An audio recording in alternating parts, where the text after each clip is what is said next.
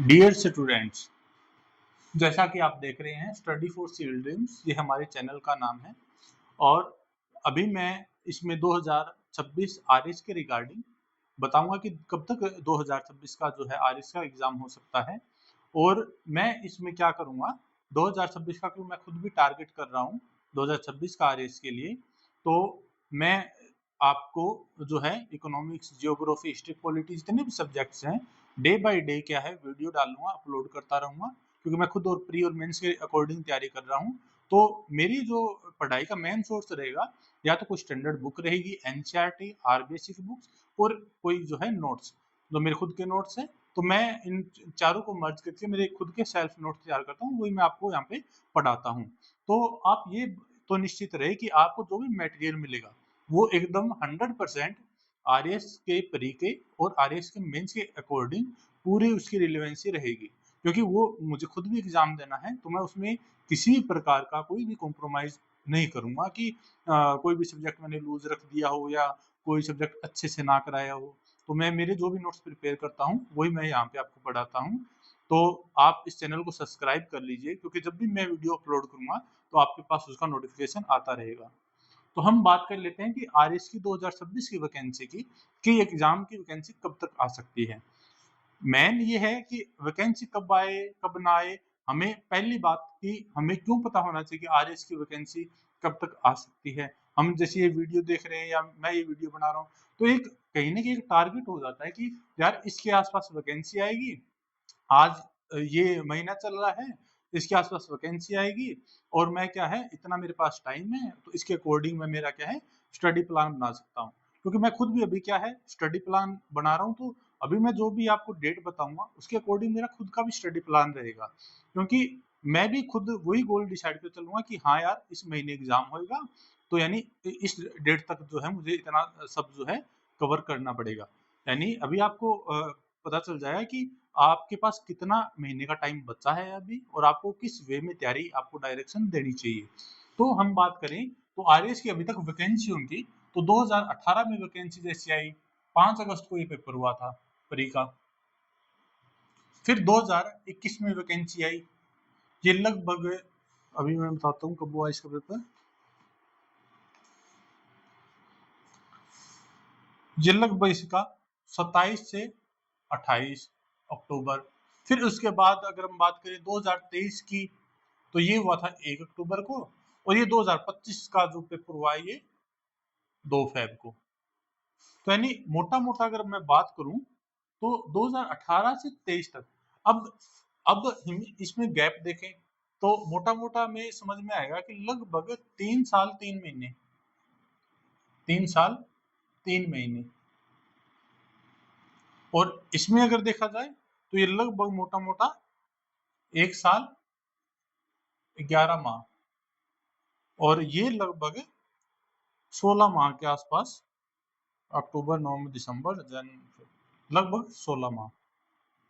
यानी मेरा मोटा मोटा कहने का मतलब है, क्योंकि इस टाइम तो कोविड का वो था, तो आपको आइडिया होगा कि ये 3 साल यहाँ क्यों लगे होंगे। इन जनरली 2 साल में और लगभग 1.5 साल में आरएससी की वैकेंसियां आती है, यानी 1.5 से 2 साल में ये इनका रहता है कि वैकेंसी आए।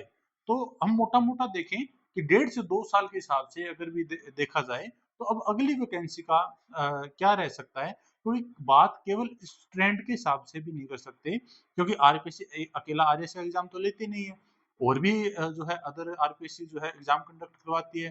तो उस टाइम भी आरपीएससी का क्या दौर था और आज के टाइम को अकॉर्डिंग देखें, तो आज के टाइम में थोड़ी वैकेंसियां पहले के कंपेयर में जल्दी आ रही है। ये नहीं कि 3-3 साल लग रहे हैं, 2-2 साल लग रहे हैं। फिर भी हम इस ट्रेंड को तो हम भूल ही जाएं, क्योंकि कोविड वाला था। ये जनरली 1 साल 11 माह में, फिर 16 माह में। तो अब आरएएस की वैकेंसी की अगली डेट क्या हो सकती है, तो हम फिलहाल के ट्रेंड को समझें। क्योंकि आप पीछे का भी ट्रेंड अगर फॉलो करेंगे तो आपको यही चीजें जो है दिखाई देगी कि आरएस का पहले क्या होता है, नोटिफिकेशन आता है। नोटिफिकेशन के बाद क्या होता है, प्री होता है। और प्री के बाद फिर मेंस होता है। मान के चलना कि जब भी नोटिफिकेशन आता है लगभग अभी क्यों मैंने पिछले सालों की सारी अभी चेक करे तो ये लगभग 90 डेज से 150 15 यानी इतने वेरी करे हैं, इससे ज्यादा भी जा सकते हैं, यानी लगभग ये 3 महीने से 3 to 4 मंथ इतने के बाद जो है फ्री होता है। इस बार तो 5 महीने बाद हुआ, लेकिन इससे पहले वाले में ट्रेंड देखें, नोटिफिकेशन जब भी आता है उसके 3 से 4 माह में फ्री हो लेता है। ठीक है, और प्री के 3 से 4 माह बाद यानी लगभग 5 माह के आप अप्रोक्स मान लो, 4 माह भी, 5 भी नहीं, 3 से 4, ये क्या है मेंस की जनरली बता रहा हूँ कि ये यही डेट रहती है। वो बात अलग है कि डेट एक्सटेंड हो जाती है, जैसे लास्ट वाला अगर अपन देखें, जैसे 2023 वाला जो हुआ था, तो उसकी डेट आई थी लगभग 30 जैन के आसपास आई थी, पेपर हो गया जुलाई में मेंस का, वो एक्सटेंड हो गया। लेकिन अपना 2023 का आरएस का प्री कब हुआ था? 1 अक्टूबर 2023। और मेंस की डेट कैसे कब आई?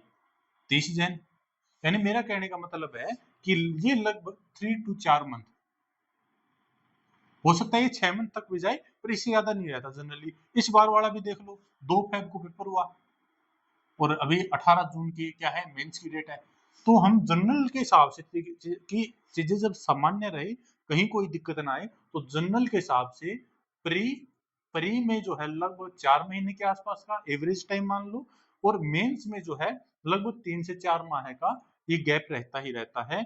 और जब भी मेंस का रिजल्ट आता है, रिजल्ट के साथ मान के चलो, एक तो इंटरव्यू की आइडिया लग जाता है कि कब इंटरव्यू होगा, और दूसरा नेक्स्ट वैकेंसी हमें दिखाई देती है। यानी अगर हम बात करें कि आरएस का नोटिफिकेशन से लेके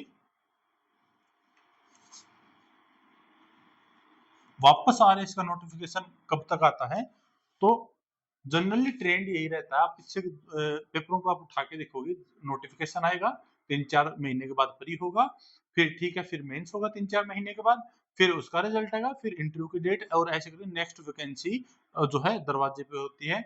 और ये कंडीशन तभी फॉलो करती है चीजें सामान्य रहती है, जैसे कोई कोर्ट में केस ना गया हो, कोई भर्ती अटक ना गई हो, है, या फिर मतलब चीजें अगर आरपीएससी अपने हिसाब से नॉर्मल तरीके से चल रही है और आरएससी एग्जाम दे रही है, तो जनरली ट्रेंड फॉलो करती है।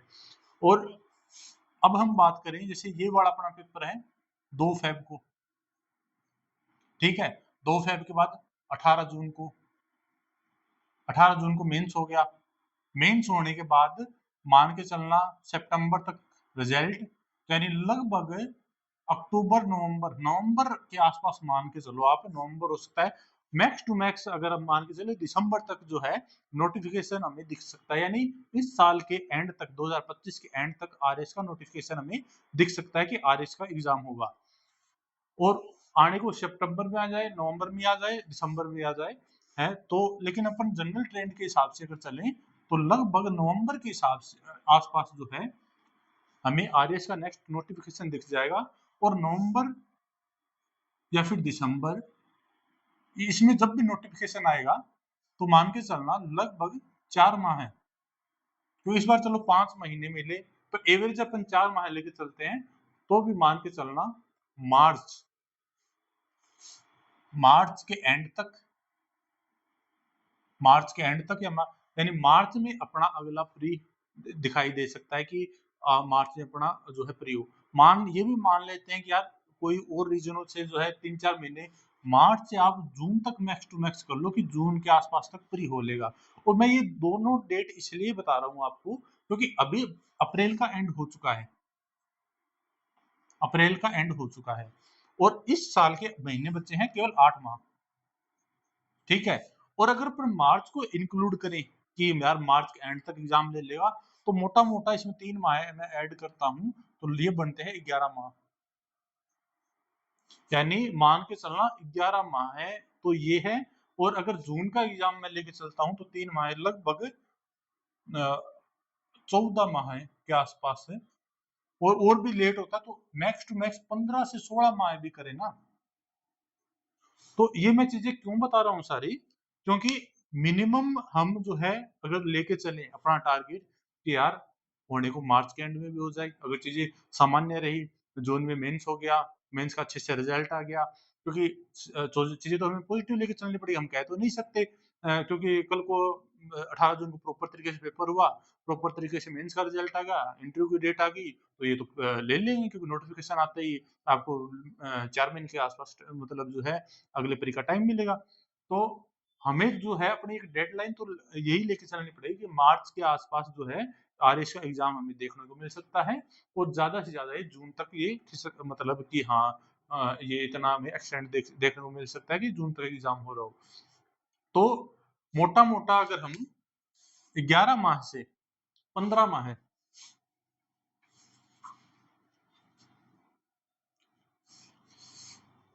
यानी हमारे पास क्या है, 11 माह से 15 माह है, टाइम तो मोटा मोटा इतना ही है। और ये हमें डेडलाइन पता होनी चाहिए, क्योंकि हम अपनी तैयारी को तभी बूस्ट कर सकते हैं। और मैं इतनी सारी राम कहानी इसलिए गा रहा हूँ, अभी आपको क्लियर हो जाएगा मैं इतनी सारी बातें आपको क्यों बता रहा हूँ, कि ये लगभग मार्च से जून तक पेपर, और ये हमें दिमाग में क्यों रहना चाहिए, हमें ये सत्य मान के क्यों चलना चाहिए। कल को होने को क्या होगा किसी को नहीं पता, पर हमारे दिमाग में ये डेट इसलिए रहनी जरूरी है कि अभी आपको क्लियर हो जाएगा। ये मेरे पास आरएएस का सिलेबस है,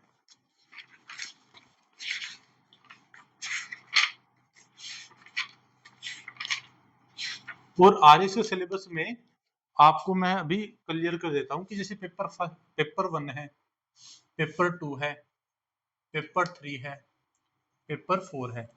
पेपर 1 में जैसे अपना इतिहास हो गया, ठीक है, और पेपर 1 में क्या है, अपनी अर्थव्यवस्था होगी, और भी जैसे छोटे सब्जेक्ट्स भी इसमें हैं, अपना जैसे समाजशास्त्र, समाजशास्त्र, और क्या हो गया, प्रबंधन, मैनेजमेंट, और एक हो गया लेखांकन वाला, ठीक है।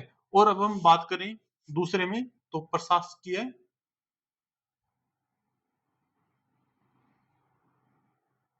प्रशासकीय नीति शास्त्र, फिर विज्ञान होगी, और क्या हो गया, भूगोल हो गई,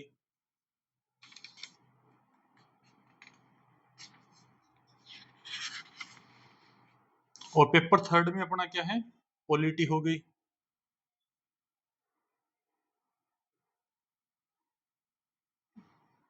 लोक प्रशासन हो गया,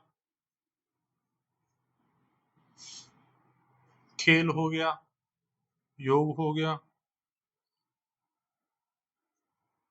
व्यवहार हो गया, विधि, और इधर हम जनरली लेते हैं हिंदी एंड इंग्लिश। अब ये सारे आपके सामने हैं।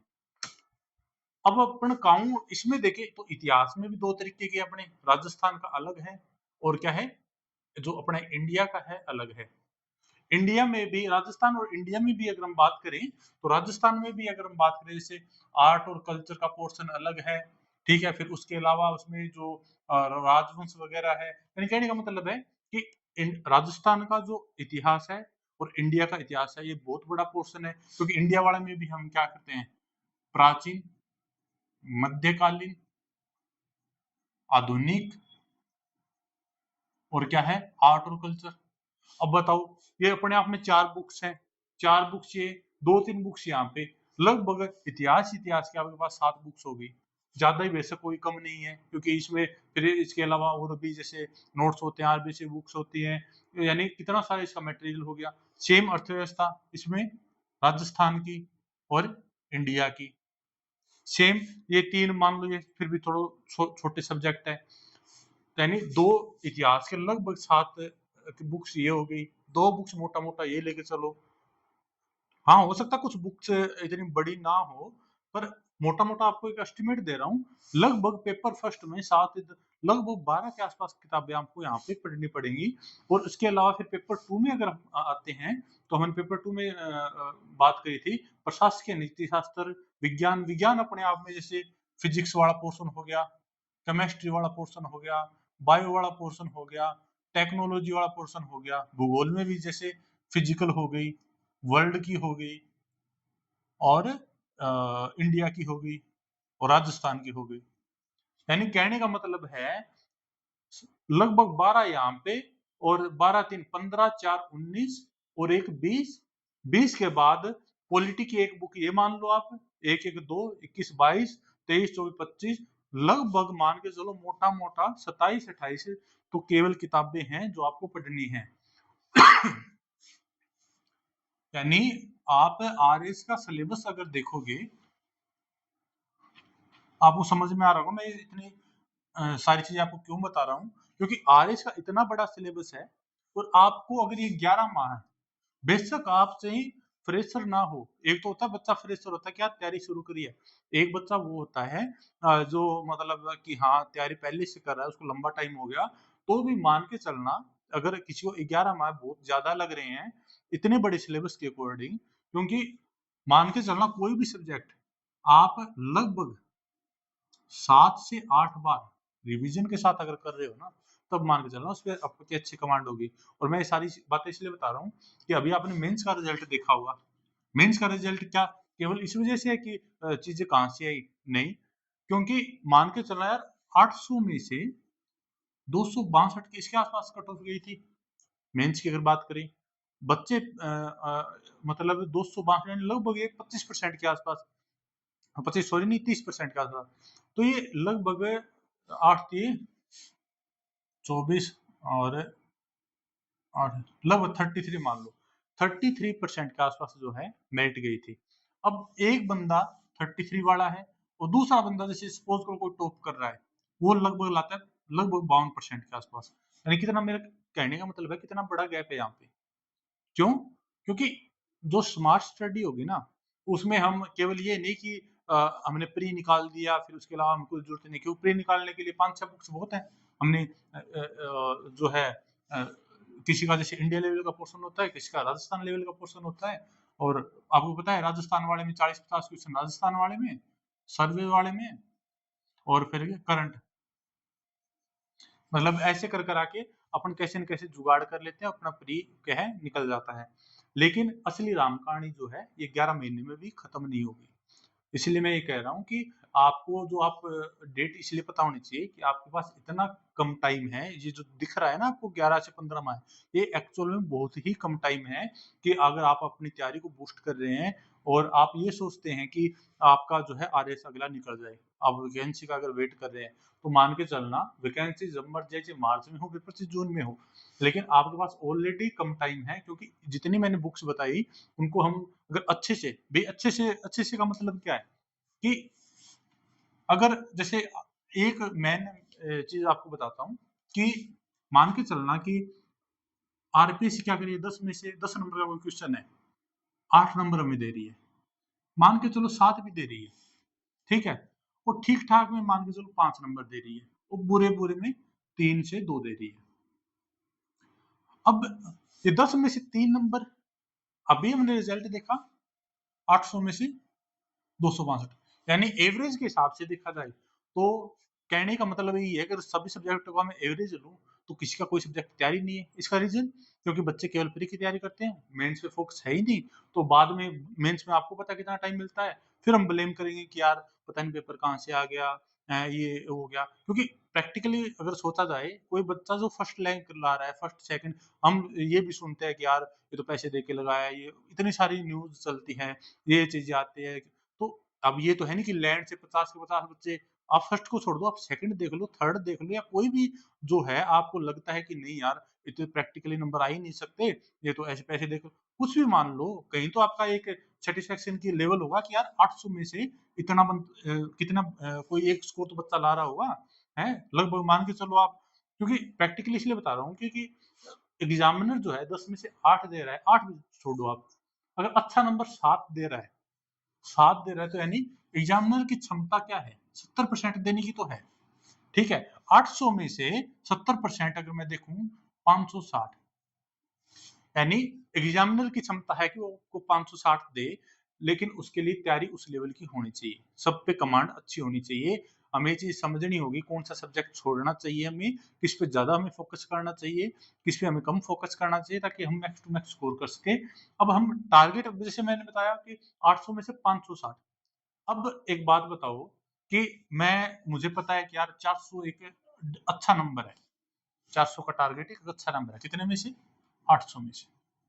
तो प्रैक्टिकली आप सोचना कि हम जितना सोचते हैं उतना अचीव कर पाते हैं। कभी भी देख लेना, हम जितना सोच के चलते हैं उससे कम ही आता है। बहुत रेयर होता होगा कि उससे ज्यादा आ जाए या उसके आसपास आ जाए, पर जितना हम उम्मीद करते हैं उससे स्कोर क्या आता है, जनरली देखा जाए तो कम ही आता है। इसलिए हमें टारगेट तो हमारा 400 रखेंगे, फिर हम एग्जाम में 400 ले आएं, ऐसा प्रैक्टिकली थोड़ा कम पॉसिबल लगता है।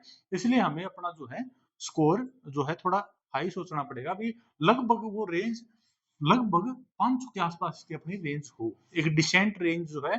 यार हम अपना टारगेट ये लेके चले, नंबर कितना है वो बात की बात है, लेकिन कहने का मतलब है ये रेंज अगर डिसाइड करेंगे तो हमारी तैयारी उसके अकॉर्डिंग होनी चाहिए।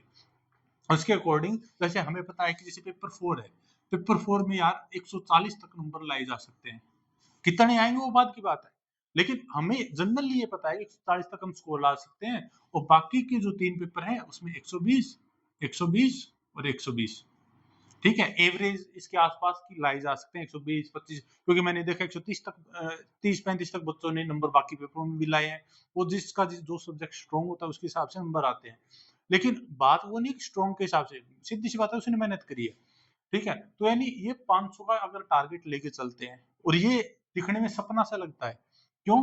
क्योंकि हम क्या है, अभी क्या वैकेंसी का वेट कर रहे हैं, वैकेंसी आएगी तब मैं तैयारी करूंगा, तब मैं प्री का दूंगा, और उसके बाद फिर मैं मेंस का दूंगा, और ऐसे करके फिर मेरे नंबर आएंगे कितने, 300 के आसपास, अगर निकलता है तब, ये बता रहा हूँ मैं। और जिस दिन पेपर आरपीएससी ने थोड़ा सा ऊपर नीचे कर दिया तो ये जैसे 262 की कट ऑफ गई है, क्यों? क्योंकि आरपीएससी ने तो वो ये तो है नहीं सिलेबस से बाहर दिया है, मानते हो इस बात को कि सिलेबस से बाहर तो आरपीसी ने नहीं दिया, फिर भी ये नंबर क्यों आए? तो कुछ गलतियां, क्योंकि अब जैसे मैं कोई कोचिंग में पढ़ रहा हूँ या कुछ भी मैं कर रहा हूँ, तो सीधी सी बात है कि मैंने इसे कहीं पे ज्योग्राफी खत्म करी। अब मुझे जब अच्छे से ये बात पता है कि मुझे, जैसे मैं कोचिंग में नोट्स पढ़ रहा हूँ, मुझे आरबीएससी का बुक के बारे में पता होना चाहिए, पता है कि आरबीएससी की बुक में से, एनसीईआरटी में से, पता है हमें करंट अफेयर अच्छे से करने चाहिए, यानी जो जो चीजें करनी हमें चाहिए हम वो नहीं करके फिर जाते, फिर हम ये कहते हैं कि यार इस कोचिंग से ये जो है कुछ आया ही नहीं, यानी कहने का मतलब है सारा अंधविश्वास नहीं होना चाहिए। मैं भी जैसे अभी मैं बोल रहा था कि आपको कि वीडियो अपलोड करूंगा, तो मेरा ये नहीं है कि केवल कोचिंग के नोट्स हो गए, मेरा अगर है तो मटेरियल, जैसे कोई स्टैंडर्ड गाइड भी है उसमें, आरबीएससी एनसीईआरटी है सारा का, यानी जिसमें जो टॉपिक नहीं दे रखा, सपोज करो मेरे नोट्स में जो है मैंने कोई एक चैप्टर करा, जैसे ज्योग्राफी का अपन लेके चलते हैं कि स्थलाकृति वाला चैप्टर लेके चलते हैं, स्थलाकृति मैंने चैप्टर करा, मेरे पास नोट्स हैं, ठीक है, मैंने आरबीएससी की बुक में देखे, मैंने देखे यार ये दो पॉइंट जो है नहीं करवा रखे नोट्स में, ऐड कर लिए, ठीक है, फिर मैंने एनसीईआरटी खोली, एनसीईआरटी में देखा यार ये टॉपिक जो है ये इसमें नोट्स में नहीं है, उसको मैंने ऐड कर लिया। यानी कहने का मतलब ये है मेरा मोटा मोटा कि उससे क्या है, हम अपने नोट्स को और ज्यादा, यानी संभावना बिल्कुल न के बराबर हो जाती है कि पेपर इससे बाहर आएगा। तो इसलिए हमें मोटा मोटा ये तो आइडिया होना चाहिए कि पहली बात तो ये कि ये टाइम उतना ज्यादा नहीं है जितना अपन सोच के चलते हैं। बेशक आपको लगता होगा, क्योंकि 27-28 किताबें पढ़ना, उनको अच्छे से रिवाइज करना, वो इसलिए क्योंकि आप केवल प्री की तैयारी नहीं कर रहे। अगर आप केवल प्री की तैयारी कर रहे हो, उसी में खुश हो रहे हो, तो बात अलग है। अगर आपको रियल में जो है अपना टारगेट फिक्स करना है, तो मान के चलना लगभग 120 से 25, 120 या 125, ये 3 सब्जेक्ट में आपका स्कोर, और लास्ट वाले में 140 से 150, और ये आपका जो है टारगेट रहना चाहिए, ये आपका टारगेट होगा। अब इसका अचीव कितना होगा किसी को नहीं पता, कितने इसमें से रिड्यूस होंगे क्या पता उतने आ जाए, कोई कुछ नहीं कह सकता। लेकिन ये तैयारी का मतलब आप समझते हैं कि आपने अपनी तरफ से करंट अफेयर हो, चाहे कोई बुक हो या आपके नोट्स हो, यानी सारी चीजें अपनी तरफ से तैयार अच्छे से कर ली है, और अब आप एग्जाम देने के लिए एलिजिबल अच्छे से कि हाँ ये आरएस का मेंस हुआ और मैं दे आया। और ये तैयारी आपको जब फीलिंग आएगी जब आप जो है इसी लेवल की तैयारी करोगे, यानी बेस जब ये बना के चलोगे। हाँ इसमें ये हो सकता है, जैसे मेरा जैसे साइंस सब्जेक्ट है, तो साइंस में जैसे मैं बात करूँ, जैसे फर्स्ट में अगर बात करूँ, फर्स्ट में जैसे हिस्ट्री आता है, मुझे बहुत जोर आता है भाई हिस्ट्री में कि यार मेरे को हिस्ट्री नहीं आती, तो मैं क्या करूंगा, इतना इस पे फोकस नहीं करूंगा, क्योंकि मुझे पता है 800 नंबर का पेपर है टोटल, उसमें से इतनी 6-7 किताबें पढ़ूंगा, नंबर मेंस में कितना आएगा, 65 ही। समझ रहे हो मैं क्या करना, तो मैं क्या करूंगा यहाँ पे सिलेक्टिव पढ़ूंगा, सीधी सी बात है। और अब जो मेरा स्ट्रॉन्ग भी हो सकता है, मैंने इसको सिलेक्टिव पढ़ू, यहाँ पे मेरे थोड़े नंबर रिड्यूस हुए, मान के चलो यहाँ पे मेरे 120 में से 100 आई, मैं इधर 125 वाला मैंने इसीलिए तो इसमें कम ज्यादा करा है। यानी मेरे कहने का मतलब है ये बैलेंस जो है लगभग 360 का आपका रहना चाहिए। टारगेट इन 3 का है ना, ये लगभग 360 या इससे ज्यादा का आपका रहना चाहिए, और इसके अकॉर्डिंग आपको तैयारी करनी चाहिए। टारगेट ये रखो या इससे थोड़ा ज्यादा रखो, इससे कम बिल्कुल मत रखो। नंबर क्या आएंगे वो बात की बात है, ताकि आप इसके अकॉर्डिंग जो है तैयारी कर सको। तो आपको ये आइडिया लग गया होगा कि 27 से 28 किताबें आपको 7-8 बार पढ़नी है, उसको देख लो, इनको देख लो। अब आपको बेशक ये लगता होगा कि यार मैं तो आरएस की तैयारी काफी लंबे टाइम से कर रहा हूँ, मैं तो तैयारी भी ठीक है और है, तो आप कितना कर लोगे? आप नॉर्मली भी 2-3 बार भी रिवाइज तो करोगे कम से कम, 2-3 बारी फिर भी करोगे आप, अगर तैयारी कर चुके हो फिर भी आप 2-3 बारी करोगे, 4 बारी करोगे, हैं, तो भी आपको जो है टाइम जो है अच्छा खासा लगेगा, क्योंकि इतनी सारी किताबें एक बार रीडिंग भी जब देते हैं ना, क्योंकि रांग तो काटनी नहीं कि हाँ बस आंखों से वो निकालते हैं ना कि हाँ स्पीड से निकाल लिए। हाँ, अगर आपने पहले कभी मेंस दिया है, 800 में से आपने एक डिसेंट स्कोर किया हो, जैसे 400 के आसपास किया हो, तब तो आप अपनी जगह सही हो गई कि हाँ आपने पहली बार स्कोर किया है, तो आप अपनी स्ट्रेटेजी रख सकते हो।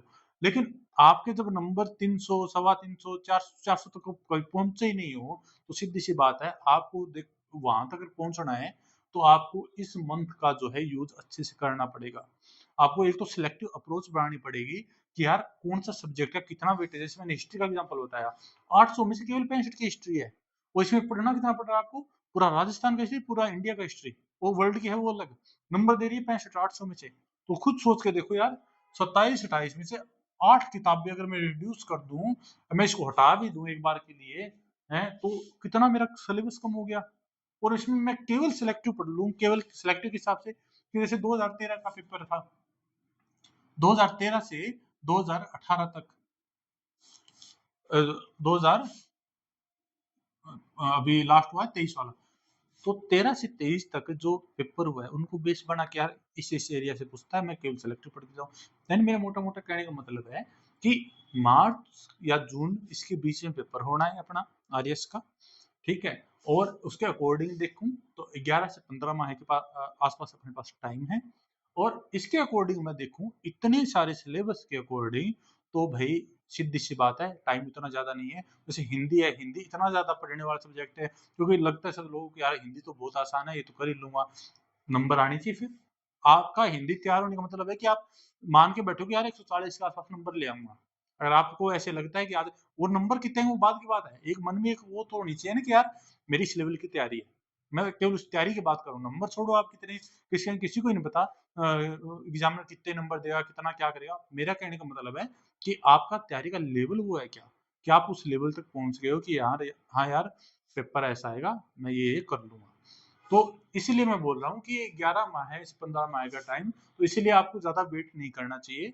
आपको डेडलाइन, मैं तो यही कहूँगा मार्च तक आपको डेडलाइन बना लेनी चाहिए अपनी, कि यार मार्च में पेपर होगा, मैं तो मार्च में पेपर दूंगा, और मेरी उसके अकॉर्डिंग जो है तैयारी हो जानी चाहिए। तो ये तो थी अपनी मोटी मोटी इसकी बात की। हाँ,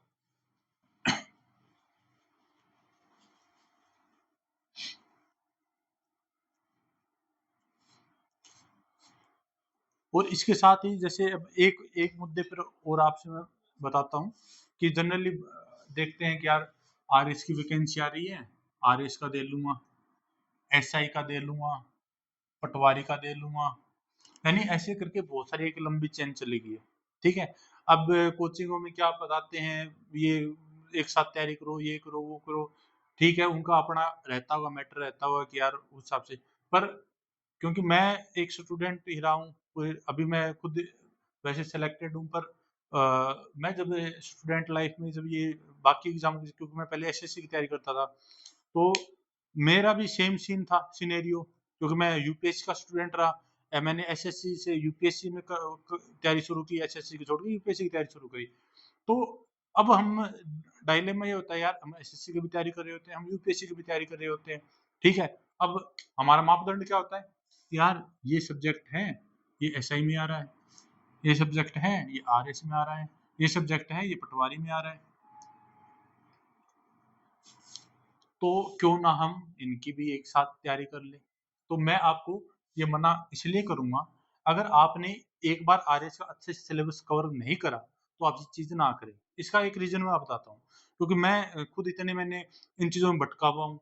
वो बात होती है कि 2 नाव पे सवार होने वाली बात। इसका मैं एक रीज़न बताता हूँ आपके साथ क्या होता है। जो मेरे साथ हुआ था मैं आपको वही एक्सप्लेन करूँगा। जैसे कि अभी हम लेटेस्ट के हिसाब से चलते हैं कि अभी जैसे मैं मान के चल रहा हूँ कि मार्च में अपना आरएस है, ठीक है। ये मान के चलो कि यार 6 महीने बाद ही क्या एसआई की वैकेंसी आ गई। आज से 6 महीने लगो, मान लो कि अक्टूबर में एसआई की वैकेंसी आ गई, मार्च में अपना आरएस है, अक्टूबर में। तो एक आप खुद प्रैक्टिकली बात बताना। अब मेरी क्या स्ट्रेटेजी है कि यार एसआई की पेपर दे लूंगा, आरएस का पहले पेपर दे लूंगा। अभी ईओआर आई थी, ईओआर की अभी जस्ट हुआ ही था। ऐसे और भी वैकेंसी आती रहती है, ठीक है। अब मापदंड मेरा क्या कि यार मेरा तो ये सिलेबस है और सभी सारे सिलेबस मैच हो रहे हैं, बस 20-30% थोड़ा अलग है और मैं इतना तैयार करके ऐसे दे लूंगा। तो अब मैंने क्या करा, मैंने तैयारी शुरू कर रखी है आरएस के अकॉर्डिंग। आरएस के अकॉर्डिंग मैं तैयारी करूंगा तो मेरा फोकस किस पे रहेगा? मेंस पे ज्यादा रहेगा, सीधी सी बात है। एसआई के अकॉर्डिंग करूंगा तो फोकस किस पे रहेगा? प्री के अकॉर्डिंग मेरा फोकस रहेगा। तो यानी पहली तो 2 नाव पे सवार तो यही बात होगी। यानी कहीं ना कहीं कॉम्प्रोमाइज तो करना पड़ेगा। देखो सीधी सी बात है, तुम ये सोचते हो कि तुम्हारा आरएस प्रॉपर तैयार हो रहा है, तुम्हें आरएस के साथ कोई कॉम्प्रोमाइज नहीं करना पड़ रहा। क्योंकि ये मैं बात इसलिए बोल रहा हूँ क्योंकि अगर हम ये 12 महीने के आसपास का टाइम लेके चलते हैं तो उसी बात है कि हम मेंस के सिलेबस जो है तो पहले कवर करने की कोशिश करते हैं, ठीक है। अब मुझे दिख रही है कि नेक्स्ट वैकेंसी 6 महीने में एसआई की है, मैं फोकस करूंगा कि यार मैं प्री के अकॉर्डिंग जो है ये पूरा एसआई बड़ा अच्छे से तैयार कर लूँ। तो फिर जनरली अपन क्या करेंगे, वो 6 सब्जेक्ट मेन जो सब्जेक्ट होते हैं ना, जीएस के सब्जेक्ट हो गए, फिर इसके अलावा इसमें क्या आता है, ऐसे में हिंदी आता है, हिंदी वाला हम क्या है ये पहले तैयार करने की कोशिश करेंगे। और किस हिसाब से तैयार करेंगे, प्री के अकॉर्डिंग तैयार करेंगे। देखिए प्री और मेंस की तैयारी में आपको अब तैयारी अगर आप आरएस की कर रहे हो, आपको ये आइडिया तो होना ही चाहिए कि प्री और मेंस के टाइम कितना डिफरेंस है। आपको खुद आइडिया लग जाएगा, ये मुझे बताने की जरूरत नहीं होनी चाहिए। अगर आप आरएस के स्टूडेंट हो और प्री और आरएस का मेंस है, आप उनके क्वेश्चनों का लेवल देख लो, अब खुद आइडिया लग जाएगा कितना डिफरेंस है, किस हिसाब की जो है अप्रोच चाहिए होती है। तो यानी अब दूसरा एक मैं रीजन बता रहा हूँ। तो आपने सपोज करो कि यार ये थी, मैं आरएस की लगा तैयारी, ठीक है, मुझे ऐसा ही देना है 6 महीने बाद। तो सीधी सी बात है मैं आरएस के लगाऊं, मैं 3 महीने पढ़ा, 3 महीने पढ़ा, अब ऐसे की वैकेंसी बचे 3 महीने। अब मैं क्या करूंगा कि यार अब मैं केवल क्या है क्वेश्चन प्रैक्टिस कर लेता हूँ। अब तो एसआई का एग्जाम एकदम नजदीक आ गया है, 3 महीने बचे या 2 महीने बचे हैं, ठीक है। तो मैं क्या करूंगा, अब प्रॉपर आरएस से हटा और मैं इसके हिसाब से तैयारी करूंगा। सिलेबस हो सकता है सेम हो, लेकिन अब मैं क्या करूंगा, ये तैयारी क्या होगी, प्री लेवल की। यानी कहाँ अपन मेंस की तैयारी कर रहे थे, कहाँ हम प्री में पहुंच गए। अब वापस क्या है, एक बार के लिए ये भी मान लो कि ठीक है बंदा कर ले, ठीक है। तो अब यहाँ पे आपने प्री दिया, 6 महीने बाद एसआई का प्री दिया। तो मुझे एक बात बताओ, एसआई का जब वापस फिर आप आरएस का दोगे, लगभग 3 से 4 महीने या 5 महीने बाद वापस आरएस का आएगा। इसकी भी 3 महीने चाहिए अपने को प्री के लास्ट में बूस्ट करने के लिए। तीन यानी अल्टीमेटली मैं यहाँ भी प्री की तैयारी कर रहा हूँ, मैं यहाँ भी प्री की तैयारी कर रहा हूँ। आप समझ पा रहे होगे। ये तो है नहीं कि मैं यहाँ प्री की तैयारी मैंने प्री दे दिया, फिर मैं चलूंगा, फिर मैं इसी प्री की तैयारी करूंगा, नहीं। मेरा कहने का मतलब है वो जो एनर्जी मुझे आरएस के जो प्री वाली एनर्जी थी, मुझे इसके 4 महीने पहले लगानी थी, वो मैं बीच में ब्रेक करके यहाँ लगाई, फिर मैंने वापस यहाँ। तो आप मोटा मोटा समझ गए होगे, अल्टीमेटली हम कहीं ना कहीं प्री की ही तैयारी कर रहे होते हैं, हम मेंस की तैयारी कर ही नहीं रहे होते। जो बंदा ये सोच के चलता है कि उसकी आरएस की तैयारी के साथ साथ वो सबकी तैयारी कर रहा है, एक्चुअल में वो आरएस के प्री की तैयारी कर रहा है और बाकी एग्जाम्स के, क्योंकि प्री प्री का मतलब क्या है, मेंस भी होता है तो भी ऑब्जेक्टिव होता है।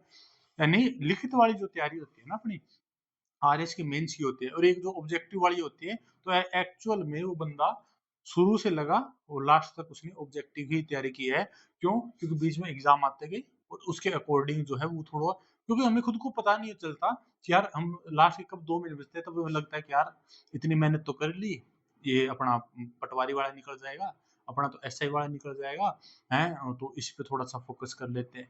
तो इसलिए जो बिगिनर है, जिन्होंने एक बार भी आरएस को अच्छे से कवर नहीं किया है, उसके लिए चीज़ खतरनाक हो सकती है, क्योंकि वो दोनों नाव पे हाँ, आप जैसे मैं हूँ, मैंने अभी क्या है, सारे सब्जेक्ट ऑलमोस्ट कवर कर रखे हैं।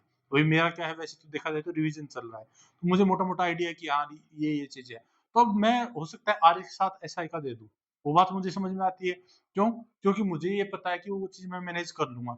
लेकिन जो बंदा एक बार भी आरएस का सही से सिलेबस कवर नहीं किया, जिसने एक बार अप्रोच करी ही नहीं, फिर वो बीच में अगर ऐसे तैयारी करेगा, तो फिर हाँ, जिसका आरएस गोल नहीं है, ऐसे ही दे रहे हो तो बात अलग है। लेकिन अगर आप आरएस का प्रॉपर गोल लेके चल रहे हो, या फिर कोई भी एग्ज़ाम, बात केवल आरएस की नहीं है, पहले आपका वो एग्ज़ाम अच्छे से कवर होना चाहिए। आप ज अगर कोई भी एग्ज़ाम आप जैसे कोई सेकंड ग्रेड की टीचर वही करता है, कोई फर्स्ट ग्रेड की करता है, कोई पटवारी। मेरा कहने का मतलब है, उसके सिलेबस के अकॉर्डिंग उसको पहले से अच्छे से कवर करो, देन आप जो है अगले कोई भी एग्ज़ाम में जो है आप ट्राई करो कि हाँ यार, मैं इसकी तैयारी करूँ। अगर आप दोनों के ऐसे मिक्स करके चलोगे, तो ये पूरा रायता बन जाएगा और आपको पता भी नहीं चलेगा। तो मेन यही है। और अगर हम देखते हैं कि यार ये बंदा तो इसने तो 4 एग्ज़ाम एक साथ निकाल दिए, तो भाई सीधी-सी बात है, प्रैक्टिकली सोचो। अगर कोई बंदा 5 एग्ज़ाम भी निकाला है, 10 एग्ज़ाम भी निकाला है, तो सीधी-सी बात है, उसमें जो भी सब्जेक्ट पूछे जा रहे हैं, उसको वो आते हैं।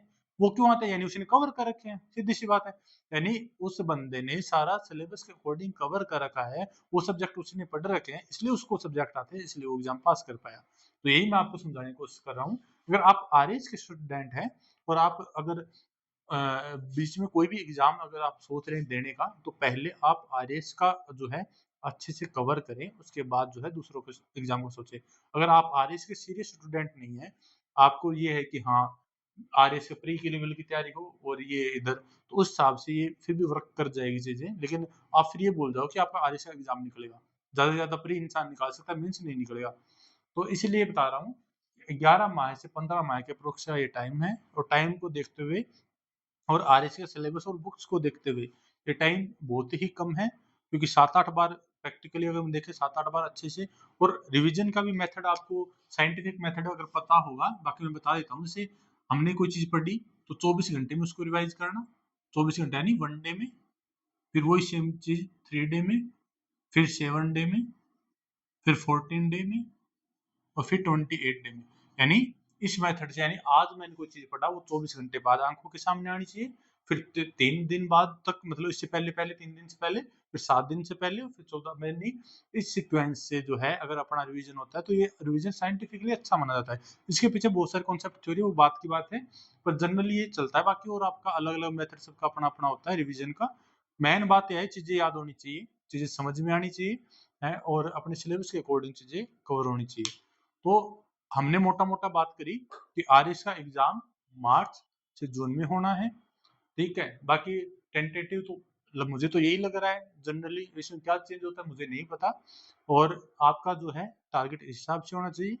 और मैं अगली वीडियो में आपको जो है पूरी एक स्ट्रैटेजी प्लान पेपर 1 से पेपर 4 तक का, भी कौन सा सब्जेक्ट हमें पहले पढ़ना चाहिए, कैसे पढ़ना चाहिए, क्या-क्या सब्जेक्ट हमें किस प्रकार से पढ़ना चाहिए, किसको कितना वेटेज देना चाहिए, प्री की किस हिसाब से तैयारी हो, मेंस की किस हिसाब से तैयारी हो, या इंटीग्रेटेड तैयारी हो, या जो भी है, वो हम नेक्स्ट वीडियो में आपको जो है कवर करेंगे।